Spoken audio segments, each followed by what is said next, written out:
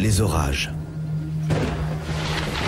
Un phénomène naturel d'une beauté fascinante, à condition de l'observer à bonne distance et au sol. Quand la colère du ciel se déchaîne, le risque est mortel pour les pilotes et les passagers des avions qui se laissent prendre au piège. En vol, un orage est toujours synonyme de danger.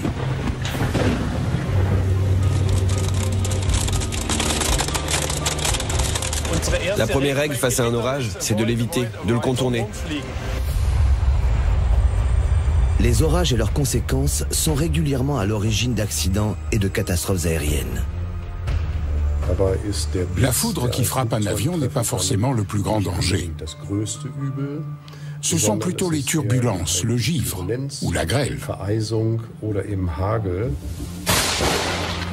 Aéroports paralysés, avions déroutés. Les orages coûtent des millions, surtout pendant les mois d'été. Il y a des retards, le personnel au sol doit faire des heures supplémentaires. Tout cela a un coût énorme. Avec l'augmentation du trafic aérien mondial, on constate aussi une hausse du nombre d'accidents dus à de mauvaises conditions météo. Si la science parvenait à mieux prévoir les phénomènes météo dangereux, prendre l'avion deviendrait encore plus sûr.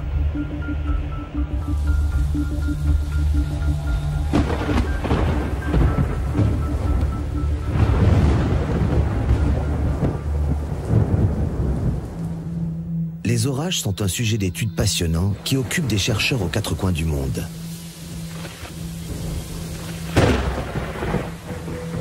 Pourtant, ces derniers ne comprennent pas encore tous les processus qui en sont à l'origine. Il leur reste impossible de prévoir avec exactitude la conjonction de ces forces extrêmes. Alors comment savoir si à l'avenir, les orages deviendront plus forts ou plus fréquents, avec un impact plus marqué sur le climat et le transport aérien? Mieux comprendre les orages afin d'éviter au maximum leurs dangers, c'est l'objectif de nombreux chercheurs dont les découvertes pourraient s'avérer très utiles pour l'aviation.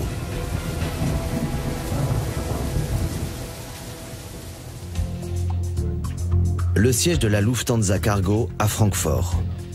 Les pilotes Tim Holderer et Friedemann Schaude préparent leur vol pour le Brésil.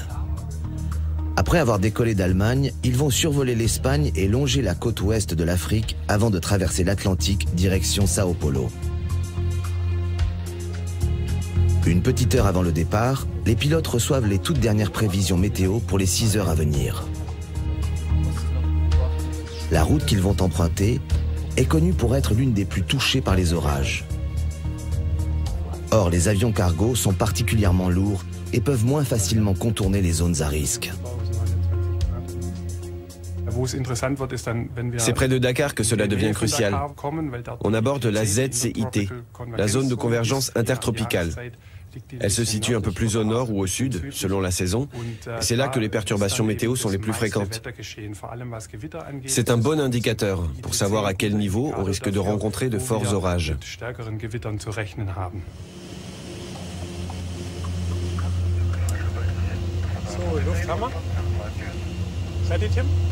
Nous allons accompagner les pilotes sur ce vol Francfort-Sao Paulo avec escale à Dakar.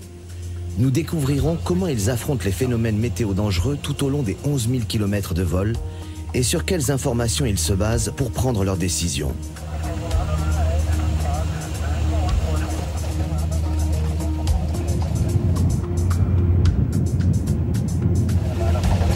Rotate.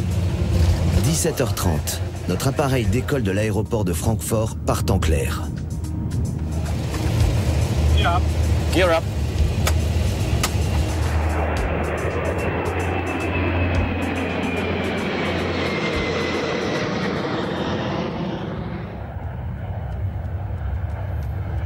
À 300 km de là, en bordure de l'aéroport de Brunswick. Dans ce hangar reposent des carcasses d'avions qui se sont écrasées sur le sol allemand.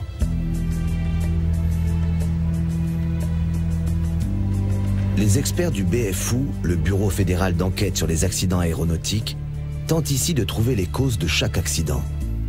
Un travail de puzzle méticuleux et pénible qui dure souvent des mois, parmi de sinistres débris. Beaucoup d'accidents sont liés à des conditions météo difficiles. Comme le 10 juillet 2002, où un front orageux très actif a été la source d'une enquête exhaustive.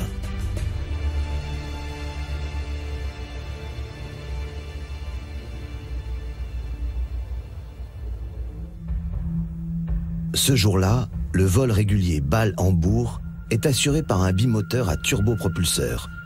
À son bord, 16 passagers et 4 membres d'équipage. Les investigations ultérieures ont montré qu'à 18 h, lors du décollage, le bulletin météo fourni aux pilotes n'était ni complet ni très actuel. Le jour même, et pour le 3e jour de suite en Allemagne, la tendance météo était à la formation d'orages très violents.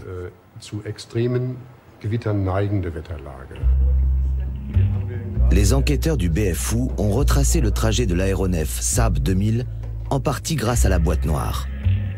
À cause d'un terrible orage, l'appareil doit renoncer à atterrir à Hambourg. Les pilotes cherchent alors des aéroports de dégagement.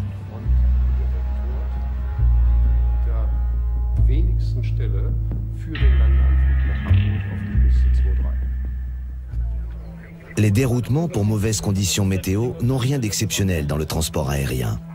En général, ils sont gérés sans problème par le contrôle aérien au sol. Si les cellules orageuses évoluent rapidement, un avion peut être contraint d'enchaîner plusieurs changements de direction. Les contrôleurs aériens sont alors très sollicités, car plus de 5000 appareils traversent chaque jour le ciel allemand. Ce jour-là, les pilotes du bimoteur suisse prennent une mauvaise décision. Alors qu'ils le survolent presque, ils ne songent pas à l'aéroport de Lübeck encore ouvert.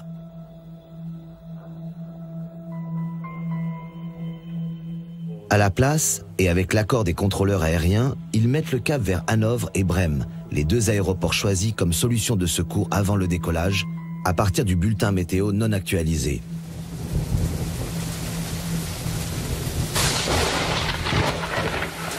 Mais le mauvais temps empire. Plusieurs cellules se sont regroupées pour former un vaste front orageux. Hanovre et Brême se trouvent à l'arrière de ce front. Il n'est plus question de les rejoindre. Le temps presse pour les pilotes, le carburant diminue dangereusement. Il ne reste qu'une seule solution, se poser à Berlin. Atterrir à Berlin était encore possible. Mais pendant ce détour, en un petit quart d'heure, les conditions météo se sont tellement dégradées que les 3 aéroports de Berlin, Tegel, Tempelhof et Schönefeld, ne pouvaient plus autoriser aucun atterrissage.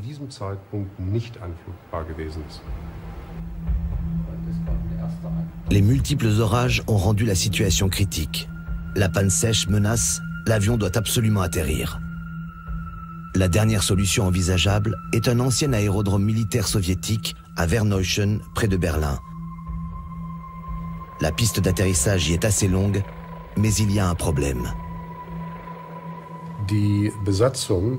Les pilotes avaient l'aérodrome en visuel, mais ils ne le connaissaient pas puisqu'il était à usage restreint.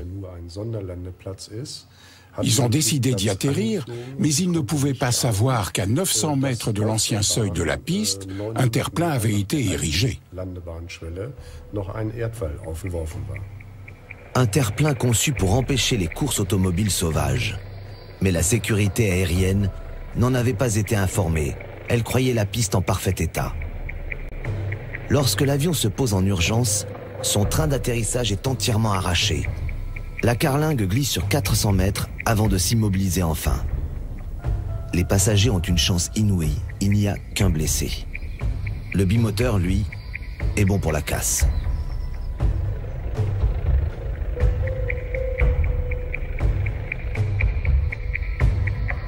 Des informations météo plus précises et plus récentes en cours de vol auraient pu aider les pilotes à mieux évaluer la situation. Dans leur rapport final, les enquêteurs ont noté que la principale cause systémique de l'accident était un manque d'informations sur les conditions météo et leur évolution. À ce jour, rien n'a été fait pour combler ce manque. Depuis cet accident, il y a 10 ans, la procédure qui informe les pilotes des prévisions météo n'a pas été revue. Pourtant, cela fait longtemps que les scientifiques étudient et testent des possibilités concrètes d'amélioration. Au DLR, le Centre allemand pour l'aéronautique et l'aérospatiale, près de Munich, tout un service travaille sur des méthodes de prévision des intempéries à destination du transport aérien. Caroline Forster et Arnold Taferner sont spécialistes de la formation et de l'évolution des orages.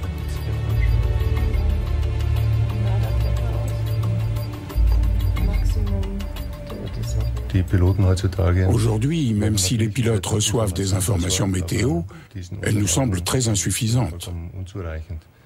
En particulier pour les orages, puisque ce sont des phénomènes qui peuvent naître en l'espace d'un quart d'heure. L'information n'est donc pas encore disponible au moment du décollage, et les pilotes n'ont qu'une idée imprécise de la situation. Ils savent qu'il y a un risque d'orage, qu'ils en rencontreront peut-être en vol, mais la position exacte de ces phénomènes et leur trajectoire, ils les ignorent lorsqu'ils décollent.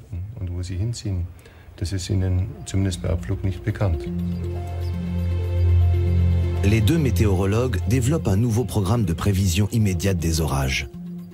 Une méthode qu'ils ont baptisée « fusion météo » parce qu'elle combine différentes techniques de prévision. Ils utilisent en premier lieu les données météo des satellites à haute altitude, qui permettent de connaître la taille et la structure des nuages. À cela s'ajoutent différentes données collectées par des radars au sol sur l'intensité des précipitations et le taux d'humidité dans les nuages. Toutes ces informations sont croisées et analysées. Résultat, ils peuvent prévoir la direction d'un orage jusqu'à 1 heure à l'avance.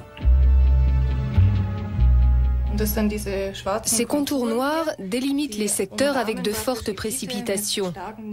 On dispose d'images radars successives qu'on peut extrapoler dans le futur pour pouvoir en tirer des prévisions allant jusqu'à 60 minutes. Cela donne ce contour dessiné ici. Sur la carte, voilà l'aéroport de Munich.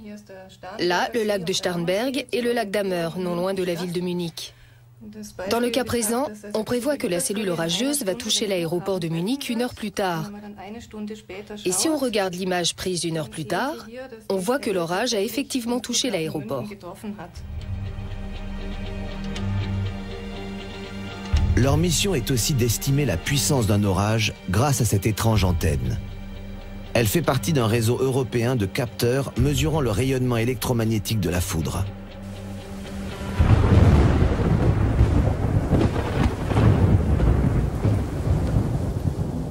Un calculateur central synchronise les données de tous les récepteurs pour calculer la position, l'instant et l'altitude de l'éclair. On peut ainsi déterminer si l'orage annoncé est encore très actif ou s'il commence à se dissiper. Des prévisions très complexes, rendues possibles par les avancées récentes en matière de performance et de mémoire des ordinateurs. Aujourd'hui, on reçoit des données sur la foudre, des données radars et satellites, à une fréquence bien plus élevée qu'il y a 10 ans. On a par exemple de nouveaux produits radars et satellites toutes les 5 minutes. Les capteurs de foudre envoient les données presque en temps réel, avec seulement 2 minutes d'écart. Toutes ces informations, on peut les analyser en temps réel et les fusionner grâce à de nouveaux algorithmes. Voilà comment fonctionne notre méthode. L'heure est venue pour les météorologues de faire passer un premier test grandeur nature à leur modèle de prévision immédiate. Ils vont l'utiliser dans le cadre du fonctionnement complexe de l'aéroport de Munich.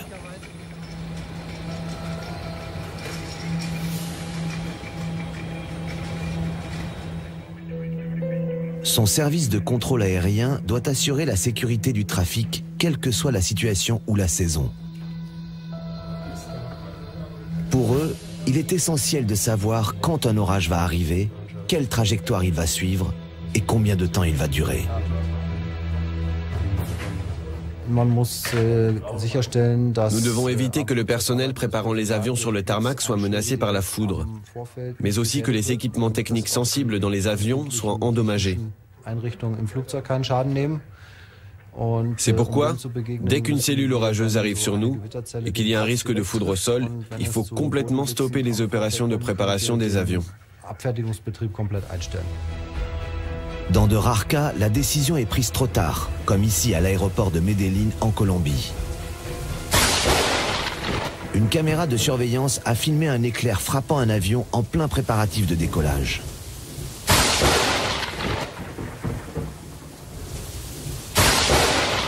Personne n'a été blessé, mais une lourde pièce de métal a été propulsée dans les airs. Les nouvelles approches scientifiques permettraient de renforcer la sécurité des aéroports. Mieux encore, plus les prévisions météo seront précises et fiables, plus ils pourront limiter la durée de fermeture. Et pour un aéroport, le temps, c'est de l'argent. Caroline Forster et Arnold Taferner ont choisi le bon jour pour tester leur programme. La modélisation qu'ils ont mise au point annonce l'arrivée d'un orage. L'occasion pour eux de faire une première prévision la plus précise possible. À l'heure actuelle, un orage violent s'est déjà formé au-dessus des Alpes. On le voit ici, tout ce complexe orageux avec de nombreux éclairs. Au cours de la dernière heure, une autre cellule orageuse s'est formée au sud du lac de Starnberg avec une direction nord-est. Si on projette ces données dans un futur proche, on peut s'attendre à ce qu'un orage touche l'aéroport dans 2h30.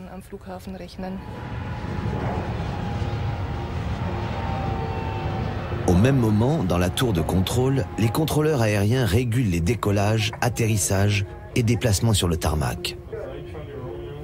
Le modèle de prévision plus précis des météorologues pourrait être une source d'informations supplémentaires qui les aiderait à optimiser les phases d'atterrissage et de décollage. Les avions en approche pourraient contourner l'orage au plus court sans être contraints à un grand détour.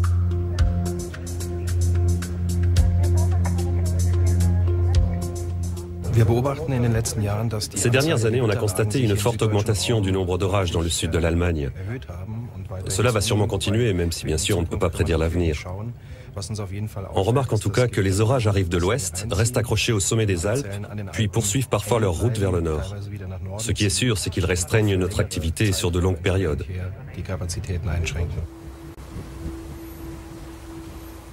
Entre-temps, le ciel s'est assombri au-dessus de l'aéroport. Le risque d'orage est devenu la principale préoccupation des contrôleurs aériens. Les deux météorologues sont impatients de savoir si leur prévision d'il y a 2h30 va se réaliser. L'orage va-t-il toucher l'aéroport au moment précis où ils l'ont prédit?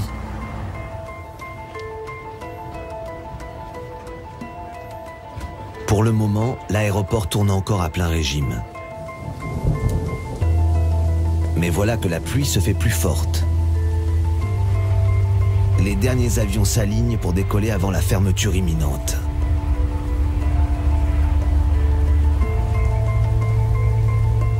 Et soudain, l'orage éclate.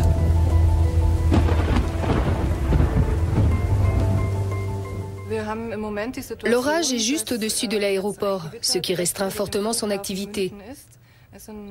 Tous les contrôleurs aériens sont mobilisés, plus aucun avion ne peut atterrir ou décoller pour le moment.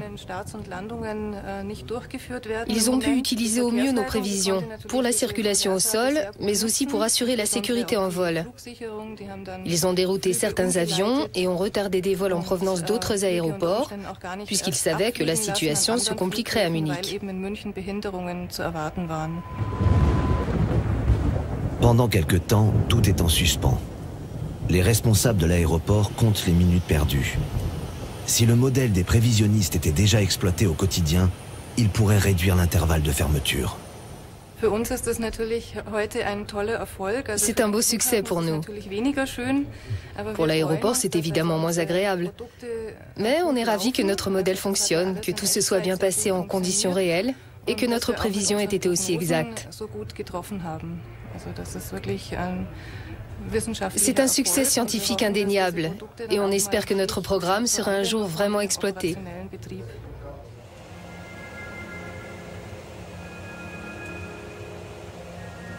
Retour dans l'avion cargo à destination du Brésil. À son bord, il n'y a que les 2 pilotes qui sont responsables des 88 tonnes de marchandises.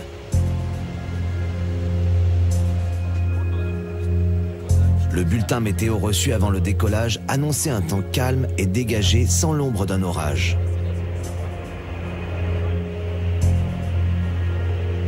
Mais soudain, au-dessus du Maghreb, un cumulonimbus apparaît au loin. Il semble s'être formé en très peu de temps. C'est assez inattendu, puisque nos cartes météo n'indiquent pas du tout la présence d'un orage dans les parages. En plus, c'est un assez gros nuage. Je dirais qu'il fait bien 50 à 60 km de diamètre. Souvent, il suffit que l'humidité de l'air ou la température soit un peu plus élevée que prévu pour créer ce genre de cumulonimbus. Et ils peuvent donc apparaître par surprise.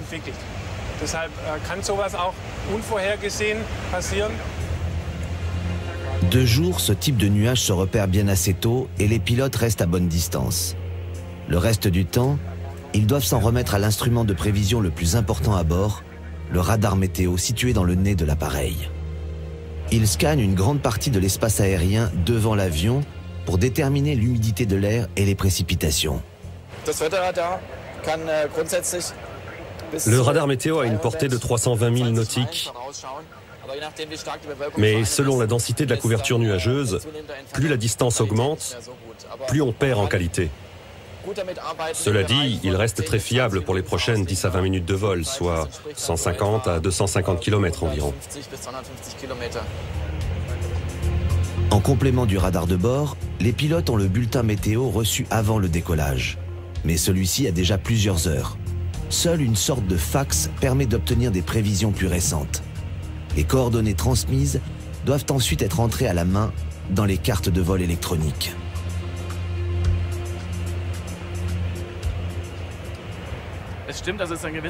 C'est assez contraignant, c'est vrai. Mais en vol, on n'a tout simplement pas d'autre moyen d'avoir une représentation visuelle des données météo. Notre radar de bord nous informe sur une courte distance.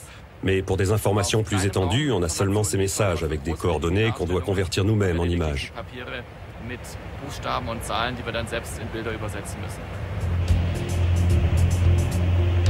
Une procédure qui fait perdre du temps, surtout quand des orages approchent ou se forment soudainement sur le trajet.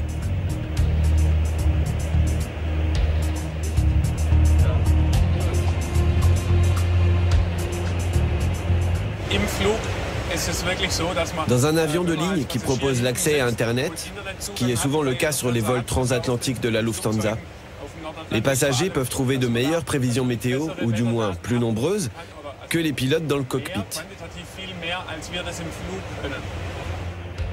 Internet pour les passagers, fax et papier pour les pilotes. Les informations ainsi délivrées ont beau être très fiables, elles n'arrivent pas en temps réel et sous forme de cartes. Pour des raisons de sécurité, les innovations techniques ne sont déployées dans les cockpits qu'après de longues périodes de tests. Après 6 heures de vol, l'avion cargo atteint Dakar où il va faire escale.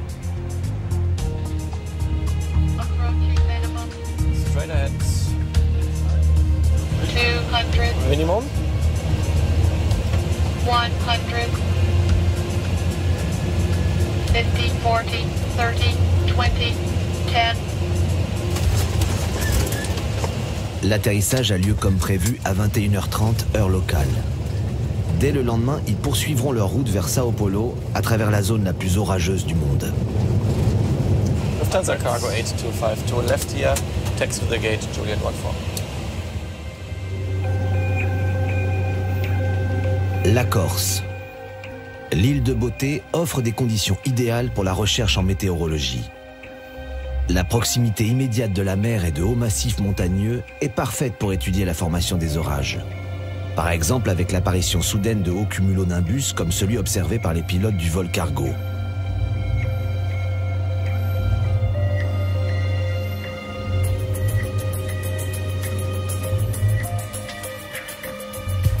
Ulrich Korsmayer doit avoir le pied sûr quand il grimpe au mât du Kit Cube, la station mobile de mesure météo la plus moderne d'Europe. Les météorologues vont passer plusieurs semaines à collecter des données permettant d'étudier la formation d'orages à petite échelle et donc de les prévoir plus facilement. Ce serait un vrai plus pour le transport aérien.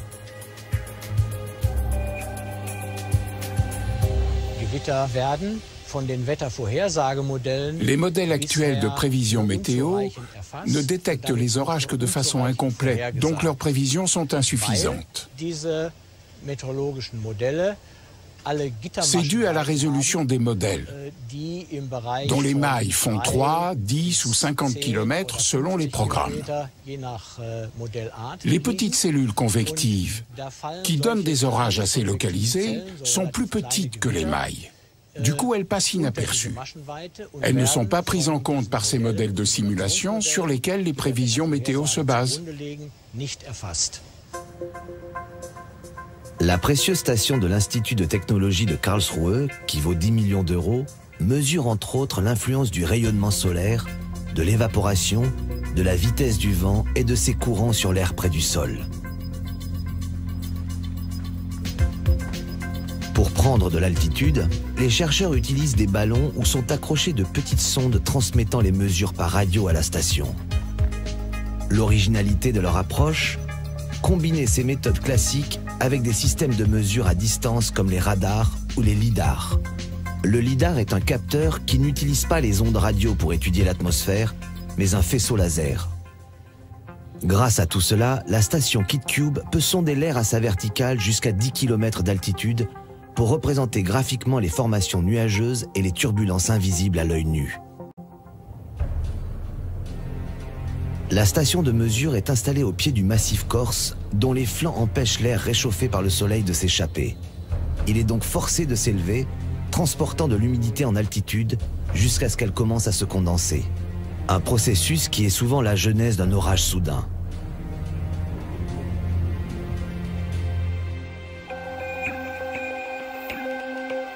La condensation de l'eau dégage de l'énergie. Celle-ci génère d'autres courants ascendants, ce qui crée des turbulences. Tous ces phénomènes ont lieu dans la couche limite planétaire, la partie de l'atmosphère la plus proche du globe qui s'élève jusqu'à 2 km d'altitude. Les turbulences invisibles sont à la fois un danger pour les avions et un facteur favorisant le développement d'un orage. Elles intéressent donc fortement les scientifiques, même lorsque le temps semble au beau fixe.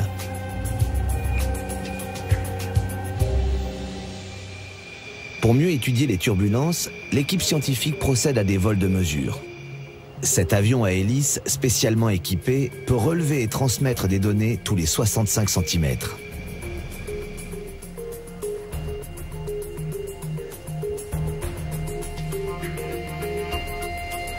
L'aéronef va d'abord traverser la couche limite planétaire en vol ascendant.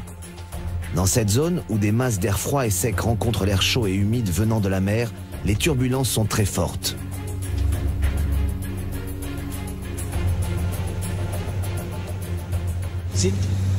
Nous sommes dans la couche limite planétaire où il y a beaucoup de turbulences, comme vous le constatez puisqu'il est assez difficile de filmer. On le voit aussi à l'amplitude des rafales verticales, qui atteignent 3 mètres, voire 3,50 m par seconde. L'avion n'arrête pas de monter et descendre à cause des turbulences.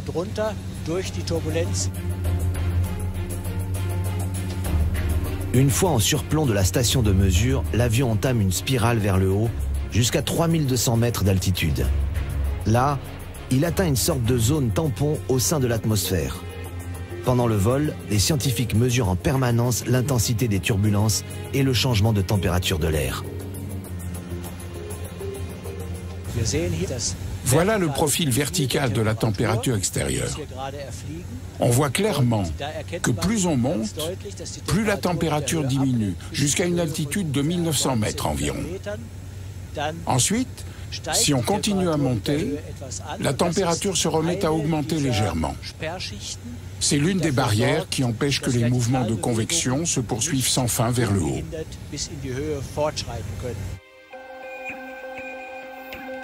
Ce phénomène de barrière est dû à l'inversion des températures. Dans certaines conditions météo, une couche d'air chaud empêche l'air plus froid proche du sol de monter.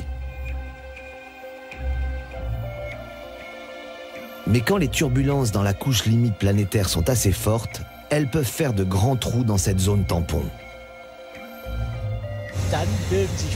On observe alors la formation soudaine et ultra rapide de nuages très hauts, qui n'atteignent plus seulement 2000 ou 2200 mètres d'altitude comme en temps normal.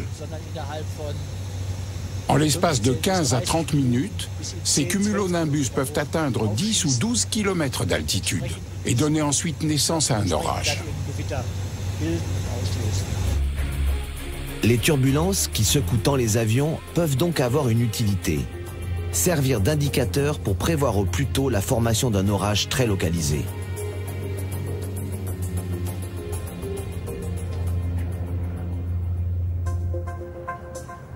Dans la zone couverte par la station, en mesurant la force des turbulences, les scientifiques allemands peuvent déterminer où l'orage va se former à quelques mètres près.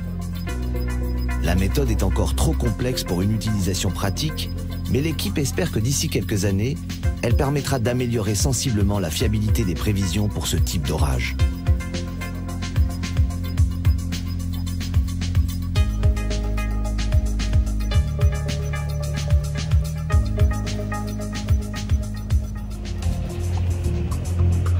Aéroport de Dakar, 1h du matin. Après une journée de repos, les pilotes de l'avion cargo vont poursuivre leur route vers Sao Paulo, par-dessus l'Atlantique. À la différence de la Corse, la route qu'ils vont prendre est souvent le siège de vastes complexes orageux. Lors du briefing météo obligatoire avant le vol, ils reçoivent les dernières prévisions pour la zone de convergence intertropicale. Ils vont devoir traverser de nuit le fameux poteau noir. C'est dans cette région que le soleil tape le plus fort. Il y a donc une importante évaporation de l'eau de mer. Ça donne ces immenses nuages orageux facilement repérables, du moins le jour. Ils peuvent être aussi hauts qu'un avion ne peut pas voler au-dessus. Il doit les contourner à distance ou chercher une trouée dans laquelle se faufiler. Les orages sont si nombreux dans la zone de convergence intertropicale que les détours et les manœuvres d'évitement ne sont pas rares. Il est donc essentiel de prévoir assez de carburant à bord. Grâce au bulletin météo, les pilotes calculent la quantité adéquate à embarquer.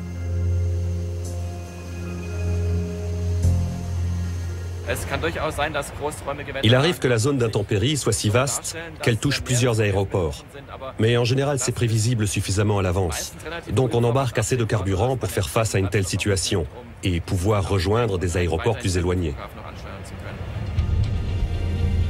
Peu après avoir quitté le continent africain, pendant la montée, le radar météo de bord signale déjà les premiers cumulonimbus. Les pilotes amorcent une manœuvre d'évitement. On sent déjà que ça commence à secouer un peu. On devrait bientôt avoir de la pluie sur les vitres du cockpit.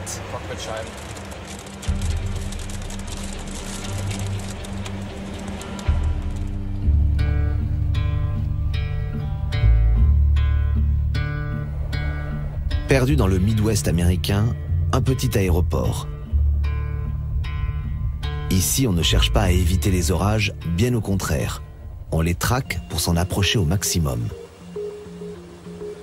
Des scientifiques de la NASA et d'universités américaines veulent comprendre l'effet des orages sur l'atmosphère terrestre.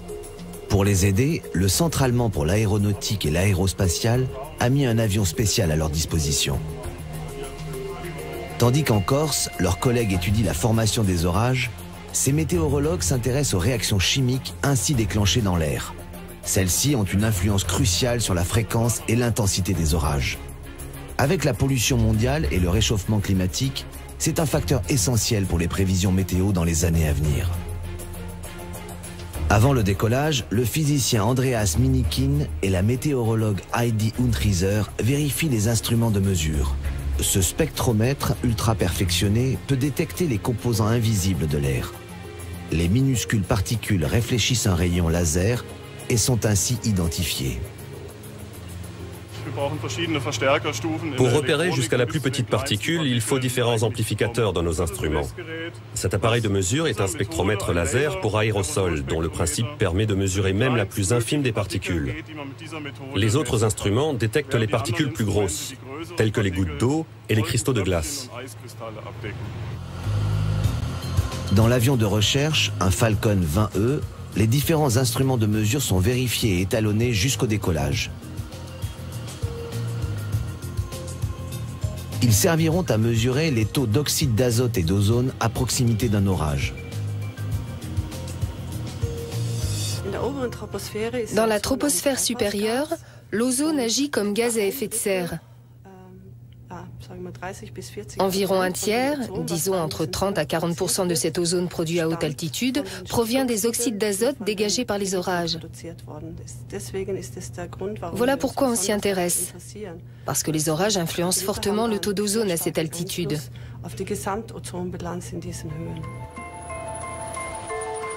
À cela s'ajoutent les grandes quantités d'oxyde d'azote rejetées par les automobiles que les orages aspirent ensuite jusqu'à haute altitude. Là, ils se mêlent à ceux produits par la foudre et viennent encore augmenter le taux d'ozone.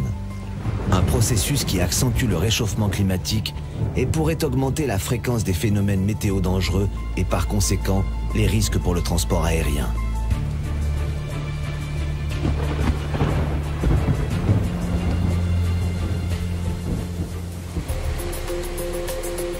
Au sol, toute l'équipe est prête.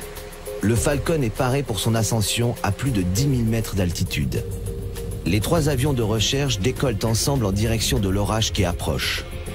Ils devront le côtoyer au plus près pour que leurs instruments de mesure puissent correctement analyser l'air et les réactions chimiques qui s'y déroulent.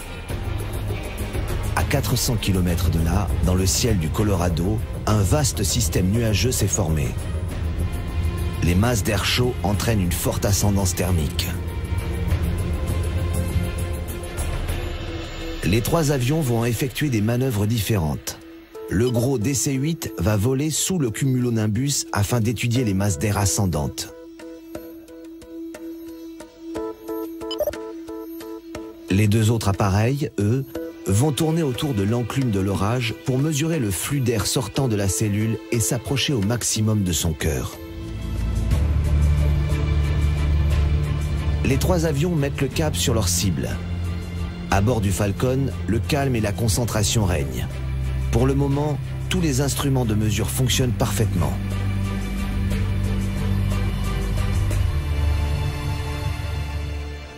Au même moment, au centre de coordination de l'aéroport, les météorologues restent en contact par liaison satellite avec leurs collègues à bord des avions. Ils les guident jusqu'aux zones d'études repérées sur les cartes météo. Heidi Hunthreiser est responsable de l'avion de recherche allemand. Les routes des 3 appareils sont transmises en temps réel sous forme de lignes colorées. Le front orageux qu'ils vont aborder est très actif.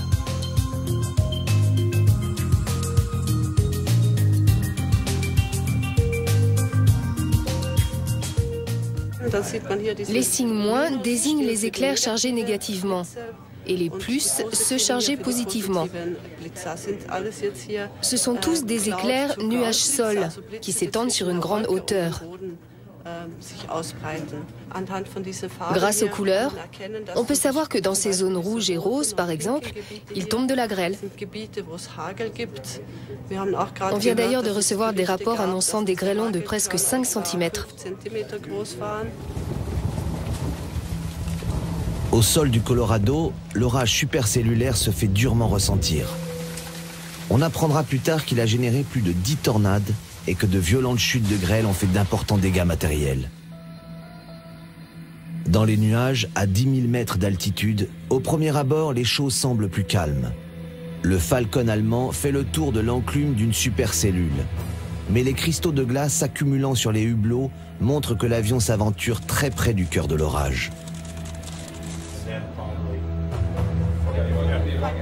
À l'aéroport, Heidi Hunthreiser est en contact avec l'équipage. Les avis divergent sur la route à suivre. Et soudain, une frayeur. Un éclair a touché le Falcon.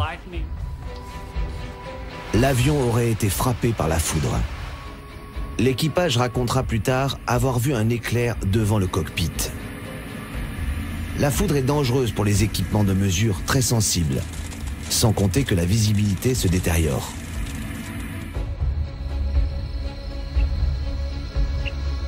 Par mesure de sécurité, le vol est interrompu. L'avion rentre à la base, suivi des autres appareils.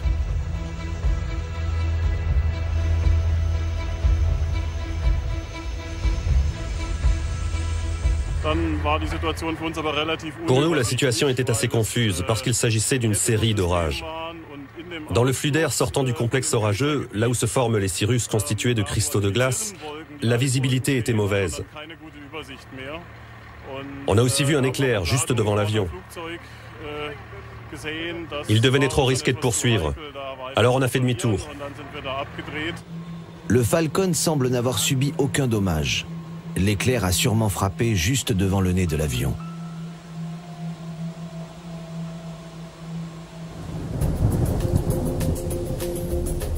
Les données récoltées par les chercheurs allemands et américains viennent alimenter un modèle complexe de prévision du climat pour les années à venir. Et celui-ci annonce un cercle vicieux. Ce qu'on prévoit pour l'avenir à partir des modèles climatiques, c'est qu'il y aura plus d'orages, avec plus d'éclairs. On peut donc s'attendre à ce que dans la troposphère supérieure, à environ 10 km d'altitude, le taux d'ozone augmente. Comme c'est un gaz à effet de serre, cela signifierait que le réchauffement serait accentué avec des températures encore plus élevées que ce qu'on prévoyait jusqu'à maintenant. Un phénomène qui s'auto-alimenterait et menacerait l'équilibre du climat, avec le risque que les orages, même s'ils ne sont pas plus fréquents, deviennent plus violents. Cette menace croissante pour le trafic aérien doit être compensée par des bulletins météo plus précis. Les chercheurs du monde entier doivent aller toujours plus loin et plus haut pour mieux estimer l'évolution du climat. Et les pilotes, déjà très sollicités, devront apprendre à faire face à des orages encore plus violents.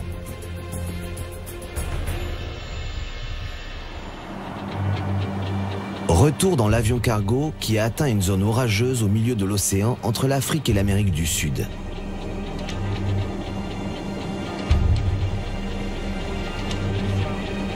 Dans le cockpit, le commandant Schaude actionne le chauffage des turbines, des ailes et de l'empennage pour éviter qu'ils ne givrent.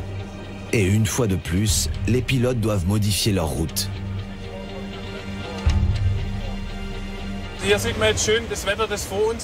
On voit bien quelles conditions nous attendent avec cet ensemble d'orages isolés. On aurait deux possibilités. Là, on voit une trouée sur la droite, mais qui est assez petite. La flèche en haut à gauche indique la direction du vent, ce qui signifie que les nuages partent vers la droite. La seule solution, c'est donc de contourner l'orage par la gauche sur environ 80 000 nautiques, soit un détour de 120 à 130 km qui va nous prendre 8 à 10 minutes. L'avion cargo ne peut pas survoler l'orage, car il est trop lourd pour dépasser les 50 000 pieds. Or, les orages dans cette zone peuvent atteindre cette altitude de 15 km et se succèdent souvent les uns aux autres.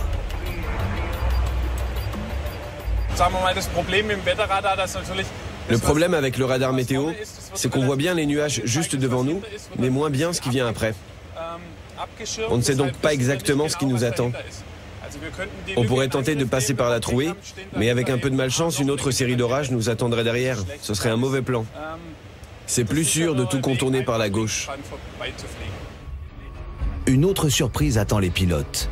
Des feux de Saint-Elme juste devant le cockpit. C'est un phénomène lumineux rare causé par le champ électrique à proximité des orages.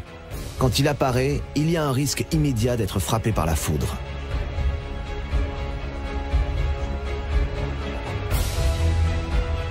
Quelques minutes plus tard, les feux ont disparu.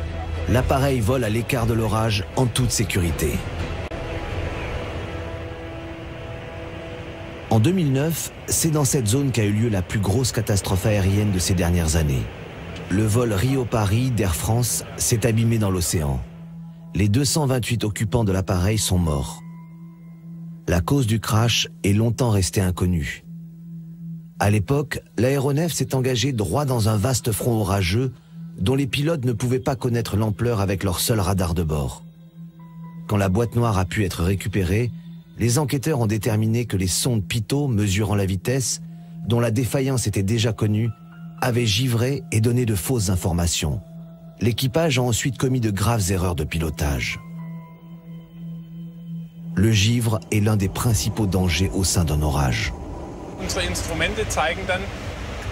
Avec le givre, nos instruments n'indiquent plus la bonne vitesse ou l'altitude exacte. On ne peut plus du tout s'y fier et on a un intervalle de temps très court pour s'en rendre compte et désengager le pilote automatique. Les pilotes ont sûrement fait l'erreur de s'en apercevoir trop tard, alors que l'avion s'était déjà mis tout seul dans une position qu'il ne pouvait plus corriger.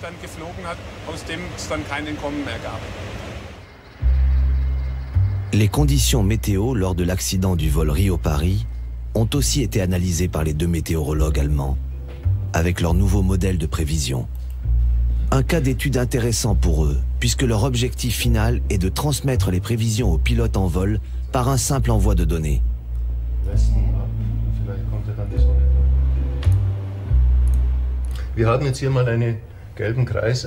Ce cercle jaune correspond à ce que le pilote pouvait voir sur son radar de bord. C'était peut-être un peu plus étendu, mais on remarque bien qu'à ce moment-là, les pilotes ne pouvaient pas savoir vers quoi ils se dirigeaient. Voici la position de l'avion une demi-heure plus tard. D'après les rapports, on sait qu'ils sont entrés dans ce cumulonimbus. Voilà pourquoi on pense qu'il serait important qu'en vol aussi, les pilotes aient un maximum d'informations météo pour pouvoir agir en conséquence. C'est la prochaine étape visée. Des prévisions précises et à court terme concernant les orages, non seulement disponibles au sol, mais aussi dans les cockpits, sous une forme simplifiée et quasiment en temps réel.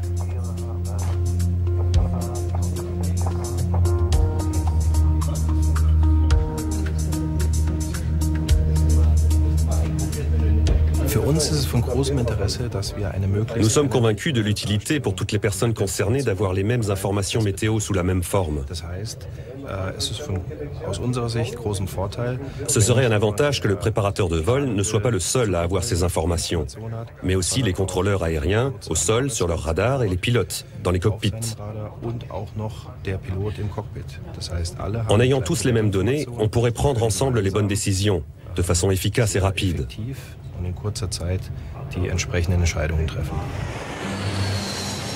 Mais un bulletin météo uniformisé, disponible à la fois au sol et dans les airs, est encore loin d'exister. Même s'il pourrait permettre de réduire le temps de vol et donc de faire d'importantes économies. Pour affronter les orages et les intempéries, les compagnies aériennes continuent à se fier aux procédures actuelles. Ilias Maragakis est analyste à l'Agence européenne de la sécurité aérienne. Pour lui, avant d'installer un canal d'information météo en continu dans les avions, il faut s'assurer qu'il soit parfaitement fiable. Pour installer un nouvel équipement dans un avion, il faut être certain qu'il fonctionne aussi bien que tous les autres systèmes. Dans un cockpit aujourd'hui, les écrans des pilotes ne sont pas les mêmes que ceux d'un consommateur lambda. Il faut que ce soit une technologie à la fois très avancée, mais aussi très robuste. Les prévisionnistes allemands ont déjà entamé la deuxième phase de test. Une entreprise française a conçu un prototype utilisant leur nouveau modèle de prévision. Une tablette tactile qui reçoit les données météo presque en temps réel, par satellite. Elle sera bientôt testée en conditions d'exploitation normale dans plusieurs avions.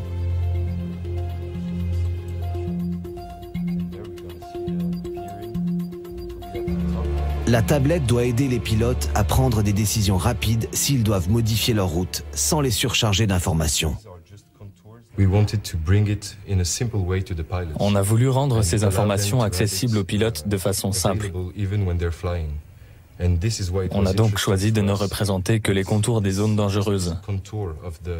On fournit ainsi aux pilotes une information visible d'un coup d'œil sous forme d'un polygone, ou plutôt d'une figure géométrique. Ça ne coûte presque rien de transmettre ça par satellite, parce que ce n'est qu'une petite quantité de données, pourtant riche en informations.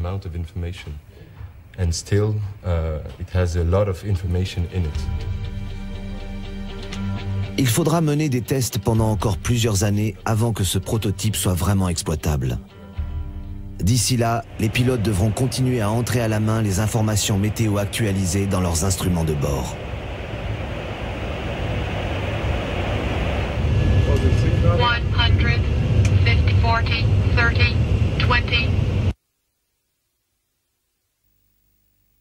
L'intérieur ou encore, et bien sûr Marisol Touraine.